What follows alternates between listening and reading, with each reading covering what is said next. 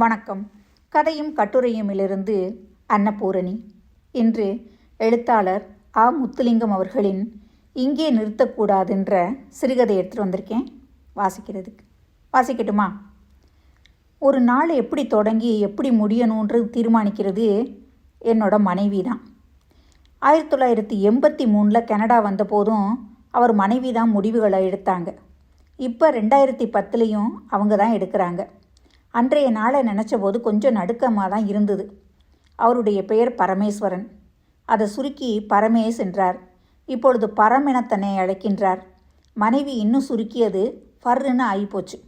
அதிகாலையிலேயே ஃபர்ன்னு கூப்பிட்ட போது அன்றைக்கு நாள் சரியாக போகாதுன்னு மனசுக்கு பட்டுச்சு. தயங்கினபடியே சொன்னார், என்னோட காரில் பேட்ரி போயிடுச்சு. காரை கொண்டே மெக்கானிக் ஷெட்டில் விட்டேன்னா அவன் புது பேட்ரி போட்டு தர்றதுக்கு கொஞ்சம் நேரம் ஆகும்.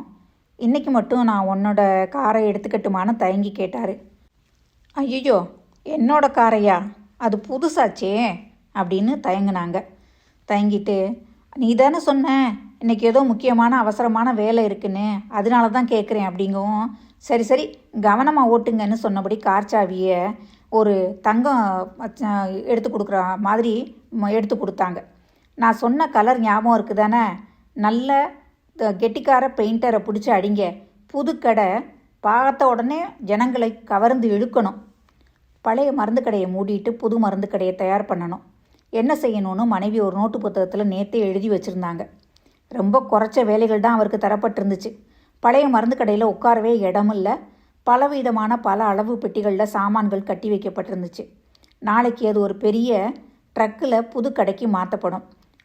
பெயிண்ட் அடிக்கிறவனை 9 மணிக்கு பரமேஸ்வரன் வர சொல்லியிருந்தார். அவன் வர்றதுக்கு 10 நிமிஷம் இருந்தது. ஒரு பெட்டியில் உட்காந்துக்கிட்டு காலையில் கொண்டு போன பிரேக்ஃபாஸ்ட்டை திறந்த சமயம் ஐயான்னு குரல் கேட்டுச்சு. புது பெயிண்டராக தான் இருக்கும். எட்டி பார்த்தவர் திகச்சு போனார். அவருடைய நண்பர் நடத்தும் பராமரிப்பு கம்பெனியில் தான் சொல்லியிருந்தார். வழக்கமான பெயிண்டர் இல்லை. இவன் ஒரே எலும்பும் தோலுமாக இருந்தான். இவனை புதிய கடைக்கு அழைச்சிட்டு போய் வேலையை ஆரம்பிக்கணும். அதுலேயும் பார்க்க ஒரு அடி உயரமானதுனாலேயே வாசல் படியை வளைஞ்சு கடந்து வந்தான். முக்கோணங்கள்னால ஆன உடம்பு. பார்வையிலேயே அவன் அவருக்கு பிடிக்கலை. அவருடைய மனைவின்னா அவனை உடனே திருப்பி அனுப்பிச்சிருப்பாங்க. ரோட்டில் படுத்து தூங்கி எந்திரிச்சு வந்தவன் மாதிரி தெரிஞ்சான். கருப்பு நிறம், புழுதி படிஞ்ச சுருண்ட தலைமுடி, இனி இல்லைன்ற அழுக்கு ட்ரெஸ்ஸு. அவன் கிட்ட வரும்போது அவனோட சேர்ந்து ஒரு நாத்தமும் வந்துச்சு. பிரச்சனைகளை உண்டாக்கத்தான் அவருக்கு தெரியும், தீர்க்க தெரியாது. மனைவிக்கு ஃபோன் பண்ணி ஒரு ஆலோசனை கேட்கலாமான்னு நினச்சா. ஆனால் அவன் ரொம்ப பக்கத்தில் வந்துட்டான். பெட்டியில் உட்காந்தபடி காலை உணவு பார்சலை திறந்துக்கிட்டு சாப்பிட ஆரம்பித்தார் இல்லையா? ஏதாவது பேசணுமேனு ஒரு பேச்சுக்கு, சாப்பிட்றியா அப்படின்னார். அவன் சரின்னு ஒரு நிமிஷம் கூட தயங்காமல் சொல்லிட்டு ரெடியாக சாப்பிட்றதுக்கு ரெடியாக நின்னான். சரின்னு ஒரு பேப்பரில் ஒரு ரொட்டியை வச்சு கொடுத்தாரு. அவர் பெட்டி மேலே உட்காந்தபடியே சாப்பிட அவன் நின்னபடியே சாப்பிட்டான். இது என்ன ரொட்டி ஐயா, புதுசாக இருக்கு? அவர் சொன்னார், எல்லா ரொட்டியும் வட்டமாக இருக்கும், இது சதுர ரொட்டி, எங்கள் நாட்டு ரொட்டி. அவன் ரொட்டியை இழுத்து இழுத்து பிச்சு ரசித்து சாப்பிட்டு கையை தன்னோட உடுப்புலையே தொடச்சிக்கிட்டான். இத்தனை வேகமாக ஒருத்தர் ரொட்டி சாப்பிட்டதை அப்போ தான் பரமேஸ்வரன் பார்த்தேன். அவன் 2 நாளாக சாப்பிடாது அவருக்கு தெரியாது. பேர் என்னவோ அப்படின்னு கேட்டார். மூசா அப்படின்னா. பெயிண்ட் வேலை செஞ்சுருக்கியா? நல்லா செய்வேன் ஐயா, பல வருஷமாக வேலை செய்கிறேன். பெரிய பெரிய கட்டளங்கள்லையா சாரம் வச்சு ஏறி நின்று பெயிண்ட் வேலை பார்த்துருக்கேன். பரமேஸ்வரனுடைய மூளையில் இன்னொரு பிரச்சனை ஓடிச்சு. இவனை எப்படி மனைவி வீட்டு காரில் உட்கார வச்சு கூட்டிகிட்டு போகிறது? மனைவி பல நாள் திட்டமிட்டு அவருடைய சின்ன வயது லட்சியத்தை நிறைவேற்ற $250 காசு கொடுத்து வாங்கின புது பென்ட்லி கார். மனைவி அவர்கிட்ட சாவியை கொடுக்கும்போதே உயிரை கொடுக்க கேட்டது போல் தயங்கினாங்க. என்ன செய்யலான்னு யோசித்தபடியே எழுந்திருச்சார். மருந்துகள் சுற்றி வேண்ட பிளாஸ்டிக் விரிப்புகளை காரின் பின்சீட்டில் விரிச்சார். சரி புறப்புள்ளானார். அவனுடைய நீண்ட முகத்தில் வாய் திறந்து பற்கள் வெள்ளையாக பழிச்சிட்டுது. எலும்புகள் சத்தமிடாமல் மூட்டையை தூக்கிக்கிட்டு ஓடி வந்தான். மூட்டையில் என்னவே அப்படின்னு கேட்டார். பூச்சி வேலை செய்யும்போது போட்டுக்கிற ட்ரெஸ்ஸு, இல்லாட்டி இந்த நல்ல ட்ரெஸ்ஸு கெட்டு போயிடும்ல. பரமேஸ்வரனுக்கு அதிர்ச்சியில் வார்த்தை எழுதவே இல்லை. அவன் போட்டிருக்க ட்ரெஸ்ஸு பார்க்க மோசமான இருக்குது, அதை விட ஒரு மோசமான உடுப்பு கூட அவன்கிட்ட இருக்கா அப்படின்னு அந்த உடுப்பை பார்க்காத அவனை கூட்டிகிட்டு போகணுன்னு என் மனைவியோட புது காருன்னு சொல்லி கதவை திறந்து பிடிச்சிக்கிட்டாரு. அவன் காருக்குள்ளே ஏறி உட்காந்து பக்கவாட்டிலேயே ஸ்பின் சீட்லேயே உடம்பு படாமல் ஒடுங்கி உட்காந்துக்கிட்டு தான் மூட்டையை பக்குவமாக மடியில் வச்சான். அவரே கதவை சாத்திட்டு காரை எடுத்தார். அவர் மனைவி வாங்கிய மருந்து கடை 40 மைல் தூரத்தில் இருந்துச்சு. பழைய மருந்து கடையிலையும் பார்க்க 4 மடங்கு பெருசானது. 24 மணி நேரமும் திறந்திருக்கும். பல வேலைக்காரர்களையும் உதவியாளர்களையும் தேர்வு செஞ்சாயிடுச்சு. சாமான்களை புதிய கடைக்கு மாற்றுறதும் பெயிண்ட் வேலையை மேற்பார்வை செய்கிறது தான் அவருக்கு கொடுக்கப்பட்ட வேலை. மீதி எல்லாத்தையும் அவரோட மனைவியே பார்த்துக்கிறாங்க. கண்ணாடி வழியாக பின்னால் பார்த்தாரு. 2 பக்கமும் வேகமாக ஓடுற கார்களை மாறி மாறி கழுத்தை திருப்பி திருப்பி மூசா பார்த்துக்கிட்டே இருந்தான். பரமேஸ்வரனுக்கு மகிழ்ச்சி பொங்குச்சு. புது காரு ரோட்டில் ஓடுறது மாதிரியே இல்லை. ரோட்டில் இருந்து 1 இன்ச்சு மிதக்கிறது போல் அத்தனை சுகமாக இருந்தது. மனைவி சொன்னது ஞாபகத்துக்கு வந்தது. இந்த காரை ஒரு தரம் ஓட்டினோன்னு வைங்க, அதுக்கு பிறகு வேறு எந்த காரையும் ஓட்டவே முடியாது. மூசா, உனக்கு எந்த நாடு? ருவாண்டா. எப்போ கனடாவுக்கு வந்த? 1997. ஓ, நீ குடிபெயர்ந்து 13 வருஷம் ஆயிடுச்சா? நேற்று கனடாவோட கவர்னர் ஜெனரல் மிசேல் ஜீன் மன்னிப்பு கேட்டாரே, செய்தி பார்த்தியா? ருவாண்டாவில் கொடிய இன ஒழிப்பு நடந்தபோது கனடா ஒன்றுமே செய்யலை. அதுக்காக கவர்னர் ஜெனரல் இப்போ மன்னிப்பு கேட்டார். என்ன பிரயோஜனம்? கனடா மட்டுமில்லை, ஒரு நாடும் கவனிக்கலை. 100 நாளில் 8 லட்சம் துட்சிகள் கொல்லப்பட்டன. 11 லட்சமாக இருந்த துட்சிகளுடைய எண்ணிக்கை 3 லட்சமாக குறைஞ்சி போச்சு. இத்தனை வேகமாக உலகத்தில் ஒரு இனம் அழிக்கப்படவே இல்லைன்னு சொல்கிறாங்க. உன்னோட குடும்பம் எங்கே? என்னோட 3 அண்ணன்மார்களும் கொல்லப்பட்டுட்டாங்க. அம்மாவும் தங்கையும் என்ன ஆனாங்களே தெரியாது. பல மாதமாக தேடினேன். ராத்திரியில் தான் தேடுவேன். பகலில் காட்டுக்குள்ளே ஒளிஞ்சிருந்தேன். எனக்கு 19 வயசு. 4 இளைஞர்கள் கிவுவாவியை நீந்தி கடக்கிறதுன்னு முடிவு செஞ்சாங்க. நானும் புறப்பட்டேன். 12 மணி நேரம் நீந்தினேன். என்னோட வந்தவங்க ஒவ்வொருத்தராக சோர்ந்து போய் என் கண்ணு முன்னாடியே இறந்து போயிட்டாங்க. என்னால் ஒன்றுமே செய்ய முடியல. நல்ல வேளையாக மீன்பிடு படகு ஒன்றே காப்பாற்றி காங்கோ நாட்டுக்கு வந்து சேர்ந்தேன். அங்கேருந்து கனடாவுக்கு குடிபெயர்ந்தேன். அங்கேருந்து எப்படி குடிபெயர்ந்த? நான் காங்கோவுக்கு போனப்போ 1995. அங்கேருந்து 97 புறப்பட்டு அதே வருஷம் கனடாவுக்கு வந்து சேர்ந்தேன். நான் அங்கே போன போது காங்கோவோட பேர் சயீர். நான் புறப்பட்ட போது காங்கோன்னு மாறிப்போச்சு. அடுத்த கேள்வியாக எப்படி வந்தேன்னு அவர் கேட்கல. அதுக்கு பதில் தெரிஞ்சது தான். கள்ள பாஸ்போர்ட்டில் வந்திருப்பான், கப்பலில் வந்திருப்பான், கனரக வண்டியில் ஒழிஞ்சு வந்திருப்பான். உன் அப்பாவை பற்றி ஒன்றுமே சொல்லலையே. அவர் விவசாயி, ஆனால் வீட்டுக்கு ஒன்றுமே கொண்டு வரல. சூதாடி தொலைச்சிடுவார். எத்தனையோ பேர் அறிவுரை சொன்னாங்க. அவர் சொல்லுவார், சூதாட்டத்தில் ஒரு கேடும் இல்லை, அதுவும் விவசாயமும் ஒன்றுன்னு விவாதிப்பார். விவசாயத்தில் விளையிறத சில வேளை மழை அழிச்சிடும், சில வேளை வெயில் அழிச்சிடும். அதுவும் ஒருவித சூதாட்டம் தானே அப்படிம்பார். ஹூட்டுக்கள் துச்சிகளை கொன்னாங்க இல்லையா? 2 பேரும் வெவ்வேறு மதமா? இல்லையே, ஒரே மதம்தான். வேறு மொழியா? இல்லை, ஒரே மொழி தான். அப்போ என்ன தான் பிரச்சனை? வேற ஒன்றும் இல்லை. ஹுட்டுகளுக்கு துச்சிகளை பிடிக்காது. ஒரு காலத்தில் சில துச்சிகள் தங்கள் அடையாள அட்டையில் ஹுட்டுன்னு பதிஞ்சிருந்தாங்க. சில ஹுட்டுக்கள் அடையாள அட்டையில் துச்சின்னு பதிஞ்சிருந்தாங்க. அப்படி ஒத்துமையாக இருந்த இனம்தான். கொஞ்ச நேரம் பேச்சு ஒன்றுமே இல்லை. பழைய நினைவுகள் அவனை அலக்கழிச்சிக்கிட்டு இருக்குன்னு எனக்கு பட்டுச்சு. கொஞ்ச நேரம் ஆழ்ந்து யோசித்தான். ஐயா, என்னை மன்னிக்கணும். நீங்கள், நான் பராமரிப்பு கம்பெனியை சேர்ந்தவன் இல்லை. ஒரு நண்பன் சொல்லி இந்த வேலைக்கு வந்திருக்கேன். என்னோட அகதி கோரிக்கை நிராகரிக்கப்பட்டுருச்சு. மேல்முறையீடும் தோல்வியாயிருச்சு. என்னை நாடு கடத்த போலீஸ் தேடுது. என் பசியை போக்க இந்த வேலை தேவை. மன்னிச்சிருங்க. பரமேஸ்வரனுக்கு திடுக்குன்னு தூக்கி போட்டுச்சு.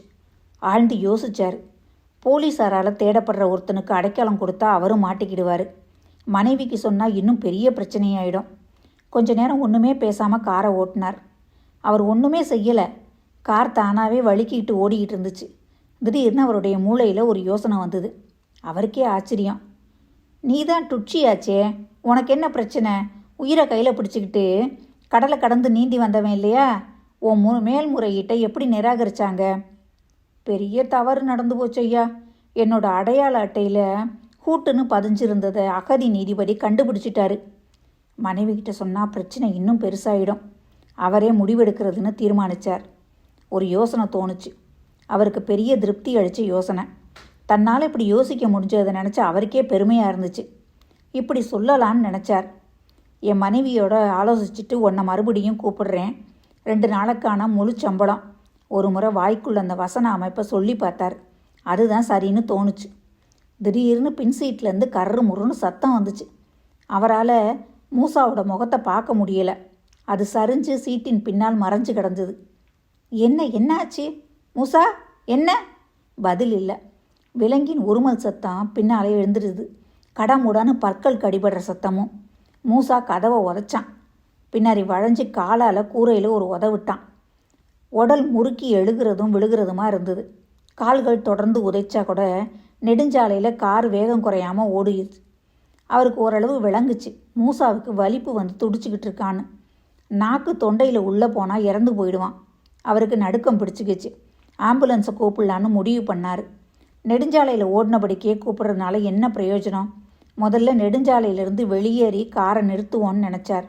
கையெல்லாம் நடுங்க தொடங்குச்சு. வெளியேறும் வீதி வர 2 நிமிஷம் ஆனது.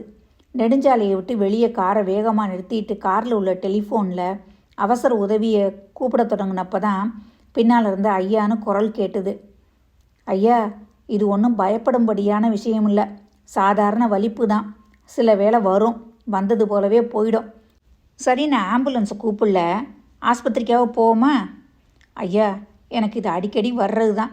ஆஸ்பத்திரிக்கு போனால் என்னை நேர விமானத்தில் ஏறி நாடு கடத்திடுவாங்க. அதுவும் உண்மைதான். பரமேஸ்வரனுக்கு பயம் பிடிச்சிக்கிச்சு. கதவை திறந்து பின் சீட்டை பார்த்தார். அவனுடைய வாந்திக்கு மேலே அவன் உட்காந்துருந்தான். மனம் கொமட்டிக்கிட்டு வந்துச்சு. அவன் போட்டிருந்த உடுப்புலையும் வாந்தி சிந்தி இருந்தது. இடது பக்க கதவு நெளிஞ்சு போயிடுச்சு. கார் கூரையில் மூசாவோட வலதுகால் அடையாளம் கருப்பாக ஆழமாக பதிஞ்சு போய் கிடந்தது. பரமேஸ்வரனுக்கு வேகமாக யோசித்து பழக்கமே இல்லை. மனைவியை கூப்பிடுவோமான்னு மறுபடியும் யோசித்தபடியே ஒரு காப்பி கடையை தேடினார். மனைவி சொன்னது ஞாபகம் வந்தது. அவருக்கு சிரிப்பை வரவழைச்சிது.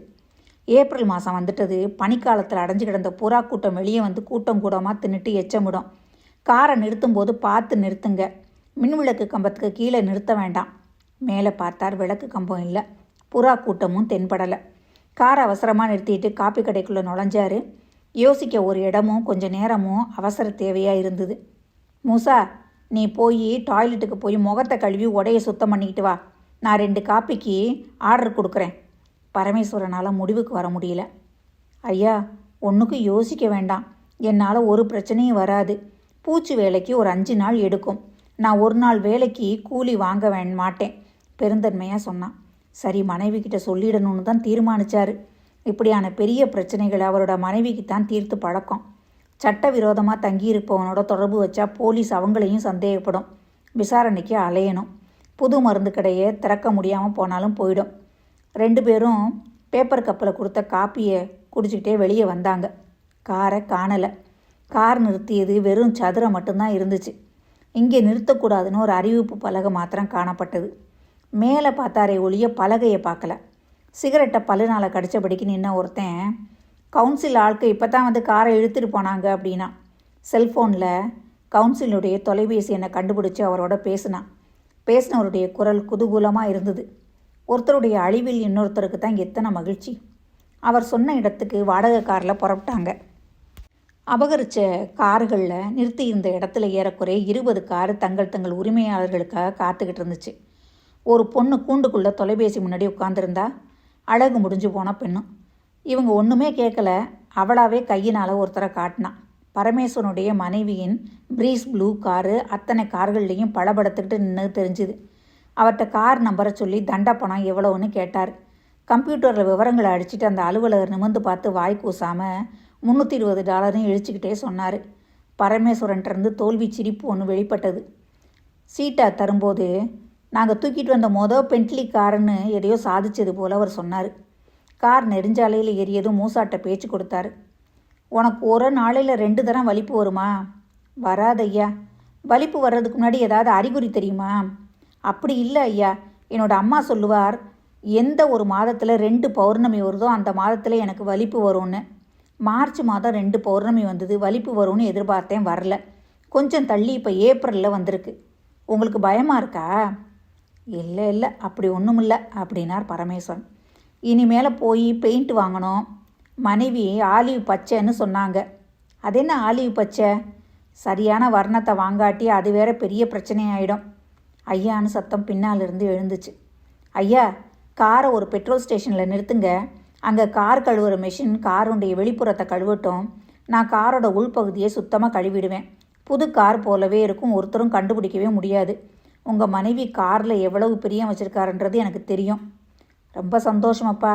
உனக்கு பசிக்குதா? இது என்ன கேள்வி ஐயா? பசி தான் என்னோட இயற்கை. என்ன சாப்பிடணும்? சதுர ரொட்டி கிடச்சா நல்லாயிருக்கும். சதுர ரொட்டியா? ஆமாம் ஐயா, ஒரு ரொட்டியை இழுத்து இழுத்து 2 ரொட்டி சைஸாக மாற்றிடலாம். அவருக்கு மறுபடியும் சிரிப்பு வந்தது. முதல்ல காரை கழுவி பின்னாடி 4 ரொட்டி வாங்கி கொடுத்து 2 நாள் சம்பள பணத்தையும் தந்து ஆளை அனுப்பிடலாம், மனைவிக்கிட்ட எதையாவது சொல்லி சமாளிக்கலாம் அப்படின்னு முடிவு செஞ்சார். அவர் யோசிச்சுக்கிட்டே இருந்தார். ரோட்டில் பயங்கரமாக டிராஃபிக் ஜாம் ஆக ஆரம்பிச்சிருச்சு. முதல்ல வந்த பெட்ரோல் பங்குக்குள்ளே காரை திருப்பினார். கண்ணாடியில் பின்னாடி பார்த்தா ஆளை காணலை. நெஞ்சு படபடன்னு வந்துருச்சு. கார் என்ஜின் ஓடிக்கிட்டு இருக்க அவசரமாக இறங்கி பின்னாடி கதவை திறந்து பார்த்தார். மூசாவோட வாய் கொஞ்சம் திறந்துருந்தது. வாயிலிருந்து நூல் போல் நீர் இறங்கி தொடையை தொட்டுக்கிட்டு நின்றுச்சு. ஒரு விதமான சத்தத்தோட மூச்சு ஏறி இறங்குது. காரை கழுவி புதுசு போல் ஆக்கி தருவதாக உறுதியளித்தவன், ஒரு ரொட்டியை இழுத்து இழுத்து 2 மடங்காக செய்ய போகிறதா சொன்னவன், 12 மணி நேரம் கடலை கடந்து நீந்தி வந்தவன், ஏறக்குறைய $5000 கார் சேதத்தை ஈடு செய்ய 1 நாள் சம்பளத்தை இலவசமாக தர்றதா வாக்கு கொடுத்தவன், எப்பொழுது போலீஸ் பிடிச்சாலும் நாடு கடத்தப்படக்கூடியவன், தன்னை மறந்து ஒரு குழந்தை போல தூங்கிக்கிட்டு இருந்தான்னு கதை இந்த இடத்துல முடிக்கிறாரு எழுத்தாளர் முத்துலிங்கம் அவர்கள்.